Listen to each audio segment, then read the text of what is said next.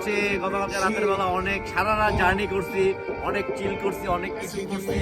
করার পরে হচ্ছে সারা রাত পরে একটা ঘুম দিচ্ছি, দেশি পাহাড়ি মুরগি খাইছি। এরপর হচ্ছে আমরা ভোরবেলা এখন আমরা কেওক্রাডাঙ্গের চূড়ায় আছি। তো হচ্ছে আমরা সবার মতামত নিতে চাচ্ছি যে তারা যে বাইক নিয়ে যে পাহাড়ে উঠছে, এক একজনের ফিলটা কিরকম কেওক্রাডাঙ্গের, ঠিক আছে? তো হচ্ছে সবার থেকে হচ্ছে একটা নিচ্ছি ছাড়ো।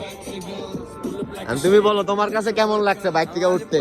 খুব সুন্দর লাগছে, যে বাইক দিয়ে উঠছো তোমার কাছে কেমন লাগছে? খুব ভালো রাস্তা, খুব সুন্দর। তুমি ভয় পাও নাই? পাইছি মোটামুটি, তারপর সাহস করছি। নেক্সট টাইম আসবো আবার ইনশাআল্লাহ কনফার্ম? ওকে ওকে। এই যে আমাদের আরেক চিলম্যান, সে শরীয়তপুর থেকে আসছে ঢাকা, ঢাকা থেকে এরপরে আসছে বান্দরবন, বান্দরবন থেকে পরে সে রুমা বাজার হয়ে কেওক্রাডাঙ্গা আসছে।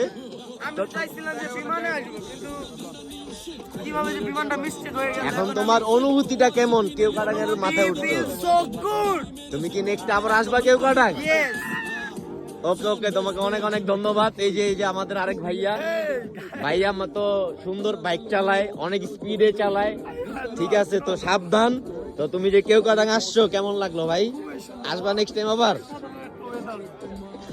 ঠিক আছে ঠিক আছে ঠিক আছে। এবার এই যে আরেক ভাই, ভাই আসসালামু আলাইকুম ভাই, আপনি যে আসছেন ভোলা থেকে এখানে, তো আপনার জার্নিটা কেমন হইলো ভাই?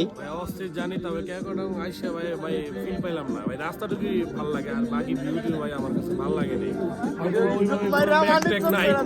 এই জন্য আমার কাছে ভালো লাগে না। এখানকার খাবার দাবার কেমন লাগলো আপনার কাছে? খাবার দাবার বলতে দেশি মুরগিটা মোটামুটি আছে, তবে এত ভাই বুড়া মুরগি দিছে স্বাদ পাই নাই। কিন্তু ভাই আপনার মিষ্টি কুমড়া ও চাল কুমড়ার যে একটা সবজিটা দিছে, ওটা অস্থির। পুরার কাছে আর গরু মাংস। ওকে ওকে ওকে ওকে ওকে ওকে।